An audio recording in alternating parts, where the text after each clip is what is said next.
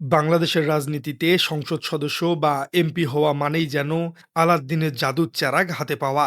সাধারণ মানুষের ধারণা, একবার কোনো মতে এমপি নির্বাচিত হতে পারলেই সাত পুরুষের ভাগ্য খুলে যায়। সরকারি প্লট, বিলাসবহুল গাড়ি, শত শত কোটি টাকার টেন্ডার বাণিজ্য আর ক্ষমতার চরম অপব্যবহার, এসবই যেন বাংলাদেশের রাজনৈতিক সংস্কৃতির এক অবিচ্ছেদ্য অংশ হয়ে দাঁড়িয়েছে। কিন্তু এই চরম অবক্ষয় এবং লুটপাটের রাজনীতির ভিড়ে হঠাৎ করেই এমন একটি খবর সামনে এসেছে, যা পুরো দেশের রাজনৈতিক অঙ্গনে এক বিশাল চমক এবং ইতিবাচক আলোচনার জন্ম দিয়েছে। খোদ বাংলাদেশ জামায়াতে ইসলামীর আমির এবং সংসদ সদস্য ডক্টর শফিকুর রহমান একটি অভাবনীয় ঘোষণা দিয়েছেন। তিনি প্রকাশ্যে জানিয়েছেন, প্রতি মাসের সংসদের সম্মানী ভাতা আমি কওমি মাদ্রাসায় ওয়াকফ করে দিয়েছি। প্রত্যেক মাসের একটা সম্মানী ভাতা, সেটা আল্লাহর মেহেরবানি এই আসনের একটা কওমি মাদ্রাসার জন্য পুরো 5 বছরের জন্য আমি ওয়াকফ করে দিয়েছি। দর্শক, শুনতে একটি বাক্য মনে হলেও বাংলাদেশের জটিল রাজনৈতিক এবং আদর্শিক প্রেক্ষাপটে এটি কোনো সাধারণ ঘটনা নয়। ডক্টর শফিকুর রহমানের এই ঘোষণা সবচেয়ে বড় দিকটি হল তার ব্যক্তিগত আর্থিক সচ্ছলতা এবং লোভহীন মানসিকতার প্রকাশ। বাংলাদেশের রাজনীতিতে অনেকেই আসেন রাজনীতিকে একটি লাভজনক পেশা বা ব্যবসা হিসেবে ধরে নিয়ে, কিন্তু ডক্টর শফিকুর রহমান পেশায় একজন অত্যন্ত সফল এবং স্বনামধন্য চিকিৎসক। রাজনীতিতে আসার অনেক আগে থেকেই তিনি আর্থিকভাবে সম্পূর্ণ সচ্ছল এবং স্বাবলম্বী একজন মানুষ। তার জীবনযাপন অত্যন্ত সাদামাটা এবং পরিচ্ছন্ন। সংসদ সদস্য হিসেবে প্রাপ্ত মাসিক ভাতা বা সম্মানী তার জীবন ধারণের জন্য একেবারেই অপরিহার্য নয়। এটি তিনি তার কাজের মাধ্যমে প্রমাণ করেছেন। যেখানে দেশের সিংহভাগ এমপি মন্ত্রীরা বেতন ভাতার বাইরেও কিভাবে সরকারের নানা খাত থেকে উপরি কামানো যায় সেই ধান্দাতেই ব্যস্ত থাকেন, সেখানে একজন শীর্ষ এবং কেন্দ্রীয় নেতা তার সম্পূর্ণ বৈধ এবং প্রাপ্ত আইনি অধিকারটুকুও হাসি মুখে বিলিয়ে দিচ্ছেন।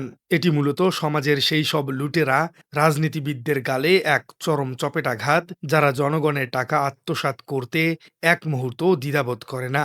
দর্শক, এই ঘটনার সবচেয়ে চমকপ্রদ এবং রাজনৈতিকভাবে তাৎপর্যপূর্ণ দিকটি লুকিয়ে আছে অনুদানের জায়গাটিতে।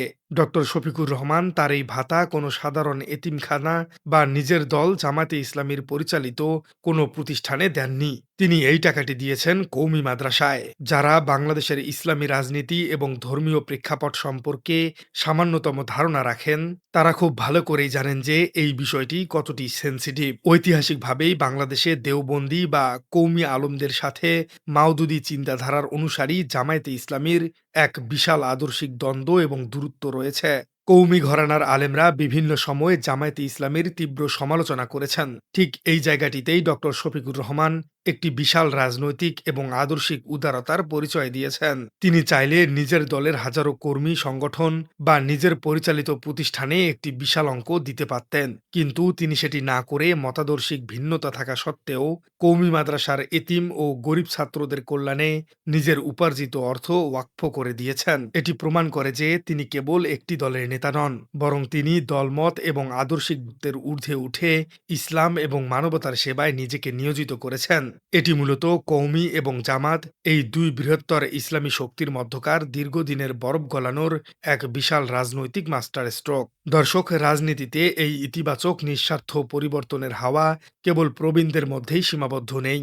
তরুণ প্রজন্মের প্রতিনিধিরাও ইতিমধ্যেই এই পথে হাঁটতে শুরু করেছেন, যা নতুন বাংলাদেশের জন্য এক বিশাল আশার আলো।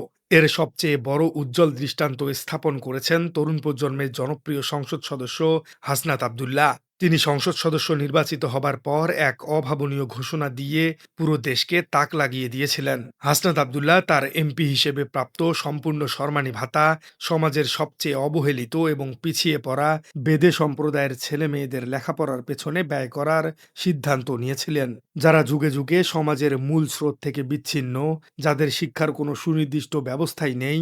সেই সুবিধাবঞ্চিত শিশুদের ভবিষ্যৎ গড়ার দায়িত্ব নিজ কাঁধে তুলে নিয়েছেন তিনি। একদিকে ডক্টর শফিকুর রহমানের মতো প্রবীণ নেতার কওমি মাদ্রাসায় ওয়াকফ করা, আর অন্যদিকে হাসনাত আব্দুল্লাহর মতো তরুণ নেতার বেদে সম্প্রদায়ের পাশে দাঁড়ানো। এই দুটি ঘটনাই প্রমাণ করে যে বাংলাদেশের রাজনীতিতে এখন এক গুণগত এবং মানবিক পরিবর্তনের সূচনা হয়েছে। রাজনীতি এখন আর কেবল পকেট ভারী করার জায়গা নয়, এটি মানুষের কল্যাণে নিজেকে বিলিয়ে দেবার এক পবিত্র প্ল্যাটফর্মে পরিণত হচ্ছে। দর্শক, এই নিঃস্বার্থ রাজনীতির বিপরীত চিত্রটি একটু কল্পনা করুন। জাতীয় সংসদে যখন ডক্টর শফিকুর রহমান বা হাসনাত আবদুল্লাহর মতো নেতারা নিজেদের বৈধ ভাতাটুকুও জনগণের কল্যাণে বিলিয়ে দিচ্ছেন, ঠিক তখনই সেই একই সংসদে বসে আছেন সরকারি দলের এমন অনেক এমপি এবং মন্ত্রী যাদের নামের পাশে যুক্ত রয়েছে শীর্ষ ঋণ খেলাপি বা ব্যাংক লুটেরা তকমা। দিনের পর দিন ক্ষমতার অপব্যবহার করে তারা রাষ্ট্রায়ত্ত ব্যাংকগুলো থেকে হাজার হাজার কোটি টাকা ঋণ নিয়ে তা আর পরিশোধ করেননি। জনগণের আমানতের টাকা বিদেশে পাচার করে বেগমপাড়ায় বিলাসবহুল গাড়ি বানিয়েছেন। পদে পদে টেন্ডারবাজি, চাঁদাবাজি এবং নিয়োগ বাণিজ্যের মাধ্যমে তারা নিজেদের সম্পদের পাহাড় গড়েছেন। এই লুটেরা এবং দুর্নীতিগ্রস্ত এমপিদের ভিড়ে জামায়াতে আমির এবং তরুণ ছাত্র নেতাদের এই বিশাল আত্মত্যাগ এক নতুন রাজনৈতিক মডেল হিসেবে সাধারণ মানুষের সামনে আবির্ভূত হয়েছে। সাধারণ মানুষ এখন খুব সহজেই মেলাতে পারছেন কারা আসলে দেশকে দিতে এসেছে আর কারা দেশ থেকে কেবল নিতে এসেছে। তবে রাজনীতির মাঠে কোনো কাজেই বিতর্কের ঊর্ধ্বে নয়। প্রতিটি কাজেরই একটি ভিন্ন প্রেক্ষিত বা সমালোচকদের দৃষ্টিভঙ্গি থাকে। এই ঘটনাটিকেও অনেকেই অত্যন্ত তীক্ষ্ণ চোখে বিশ্লেষণ করছেন। সমালোচক এবং ভিন্ন মতাবলম্বীদের দাবি, ডক্টর শফিকুর রহমানের এই কওমি মাদ্রাসায় টাকা ওয়াকফ করার বিষয়টি প্রত্যেক মাসের একটা সম্মানী ভাতা, সেটা আল্লাহর মেহেরবানি এই আসনের একটা কওমি মাদ্রাসার জন্য পুরো 5 বছরের জন্য আমি ওয়াকফ করে দিয়েছি।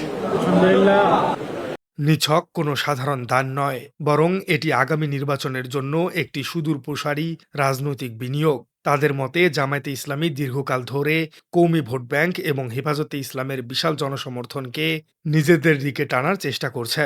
যেহেতু কওমি আলেমদের সাথে তাদের আদর্শিক দ্বন্দ্ব রয়েছে, তাই অনুদান এবং আর্থিক সহায়তার মাধ্যমে তারা মূলত সেই দূরত্ব কমিয়ে এনে একটি বৃহৎ ইসলামিক জোট গঠনের সূক্ষ্ম রাজনৈতিক ছক কষছে। দর্শক, একদিকে চিরাচরিত দুর্নীতিবাজ, ব্যাংক লুটেরা এবং ঋণখেলাপি এমপিদের লুটপাটের এক বীভৎস চিত্র।